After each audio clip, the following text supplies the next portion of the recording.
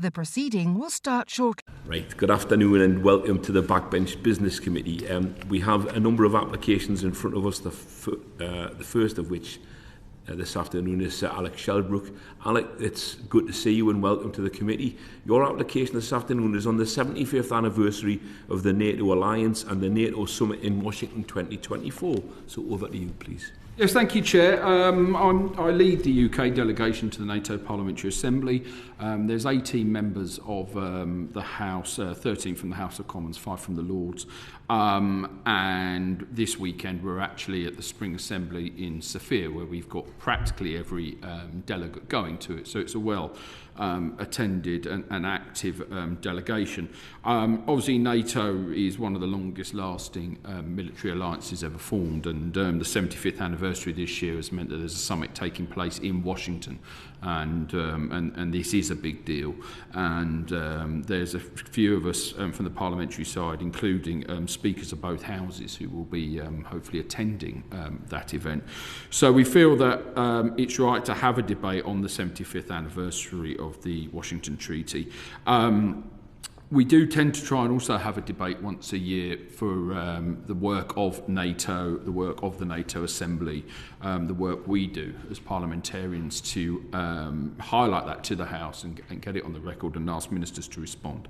I think this would be a well-attended debate. I was stopped by another member during the last division who said to me, I was just wondering, are you thinking of doing a debate on the 75th anniversary? I said, well, actually, in 10 minutes' time, I'm going up there to do it. So I don't think we'd have any trouble filling the allotted time and the range of dates that we've put forward are fine for everybody. But I do think it's important that this is a really significant moment in our alliance history and in the world view, and of course at the moment there is such a need for NATO to stand strong and stand up for democracy. Thank you very much indeed. Questions, Wendy? Just as a point of clarity, Chair, I note my name is down as a supporting member. I'm happy to do that, but because I'm a member of the NATO PA, but I am also a member of this Backbench Business Committee. So I just want you to be clear on that. Indeed. Yeah, so Alex, obviously you've applied for a slot in Westminster Hall on either a Tuesday or Thursday. The first available slot we have potentially is Thursday the 13th, which is one of the dates that you've requested. If we offer you that slot, would you be able to take it? I think we would, yes. I think there's enough time to put that out to the members. It's what, a month, 3 weeks away. So I think, yes, I think there'll be enough interest to fill that debate. Okay, thank you very much. Any further questions, colleagues, please? In that case, Alex, thank you very much indeed. Thank you. Much appreciated. Thank you, Chair. Thank you. And next up, please, Caroline Noakes. Good afternoon, Caroline, and welcome. Very much. Lucas. Sorry, Caroline Lucas. I beg your pardon. I've got two Carolines, and I looked at the wrong one. I'm terribly sorry. But you can't have too many Carolines. You can't. I agree with that, right? You got yourself out of that hole very well. Indeed. So, Caroline, your application this afternoon is on climate adaptation, not Caroline adaptation, climate adaptation in the United Kingdom. So, over to you, please. Thank you. Thank you very much, Chair. Yes, there's lots of focus in this House around climate mitigation and net zero and so forth, but far less attention on climate adaptation. And what I would love is to have a debate in Westminster Hall where MPs would have the opportunity to question ministers on the steps they're taking to adapt the UK to growing climate impacts and improving resilience, especially given that this year has already seen record temperatures. And I guess in terms of timeliness, I was hoping that it might be possible to have it before the summer recess, because we can anticipate, I think, that we're likely to see record temperatures again. 19th of July, for example, marks the 2-year anniversary since the extreme heat waves of 2022, when the UK reached 40 degrees for the first time, leading the Met Office to issue its first red warning for extreme heat and the government to declare a national emergency. And I think a debate ahead of the summer recess would allow members to question the Minister on lessons learnt from that last heat wave, how they're preparing for any future potential heat waves this year. According to leading scientists, the high temperatures of 2022 wouldn't have been possible without climate change. And that summer also highlighted, I think, the dangers of failing to adapt and the challenges posed by higher temperatures, including for our emergency services with, for example, the London Fire Brigade facing its busiest day since World War II. Ambulance services across the country were placed on high alert, and official statistics from the ONS revealed that there were 4,500 deaths linked to high temperatures that year. Having said all that, just very briefly, there are plenty of reports suggesting that the country is ill-prepared for future extreme heat events. The Climate Change Committee, for example, has repeatedly warned that adaptation is chronically underfunded and overlooked. So I think this would be an important political opportunity, but also an opportunity, I think, for members perhaps to raise some of the issues in their own local constituencies in terms of highlighting concerns about climate impacts, whether that's water rises or wildfires or other kinds of impacts, and to raise some issues, including the issues faced by local authorities in terms of improving resilience. So that is my pitch to you. One technicality is that you have 28 signatories, and that would tend to lend itself to something more than a 90-minute debate in Westminster Hall.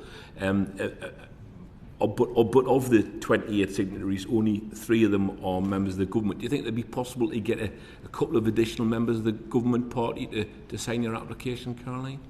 We did try quite hard.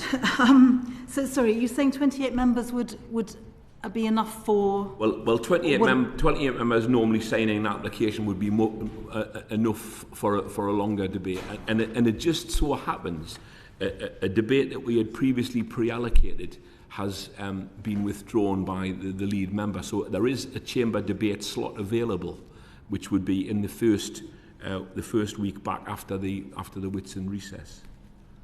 So I mean, that's very generous. I just know that we've tried hard. I don't know why we're struggling with government supporters for this, because it's not intrinsically a party political thing. Everybody wants to see adaptation. We can argue about how we do it. Failing that, would I be able to make a pitch for Westminster Hall? Well, I mean, you know, the thing is, normally I would have thought if we had sort of a dozen names on an application for Westminster Hall, 3 of which were from the government, that would be regarded as acceptable. Okay. But you know, but the thing is, there's a possibility there where you're able to get another couple of names. I just know that we've tried really, really hard, Right. and I also know that we haven't got much time to organise ahead of that date, Right. so shortly after we come back. So, although I do recognise the generosity of your offer, I think more realistic would be to go for a Westminster Hall, if that's okay. Okay, all right. Any further comments or questions? So, I mean, just in terms of Westminster Hall, obviously there's the options which you've raised, obviously, of both a Tuesday and a Thursday.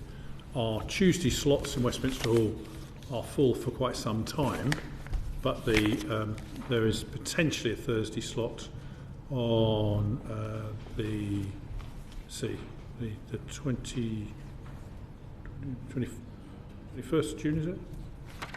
17th, 18th, 21st of June, I think, yeah. Would that be possible if you... I'm just very quickly checking. Then, Now the 21st of June is a Friday, no? Sorry, 20th then. Sorry. 20th it would be, Yeah. I'm sorry to be awkward, but that one actually I couldn't do. When is the first Tuesday that you would have? I mean, as long as it was before recess. It depends on the answering department. Yeah. Okay. Because it has to be the answering department on a Tuesday, but a Thursday it could be I in understand. any government department. So if it's climate change, presumably you'd be looking at energy security. Well, actually, it's weird. Adaptation tends to be DEFRA rather than... I mean, it's one of the problems that you've got 2 departments looking at different bits of it. Right. I mean, the point is, Karen, if you have a live application, we can add it to the list, and then we'd sort of talk to you about available dates subsequent to this. Okay. Yeah. All right. But you think that there are other Thursdays other than the 21st that came to your mind just then? Yes. The first available slot. That's Yeah, the first have available. at the moment. Okay. Okay. Okay. Yep. Thank you All for right. your time. So thank you very much indeed. Thank you. Thank you. That's Very good of you. Thank you very much. We do actually have an application from Caroline Noakes, but she's asked that we consider it on paper, so I do apologise for that. And our next applicant is Mr. Nick Fletcher. And Nick, welcome. Please take a seat. And your application this afternoon is for a debate on the subject of men's health charities. Yes, thank you, committee, for letting me sit before you today. We've had some real success with the all-party parliamentary group on issues affecting members, men and boys, and with the support of this Conservative government we've managed to get a health ambassador, which is great, and we're in the middle of doing task and finish groups on men's health.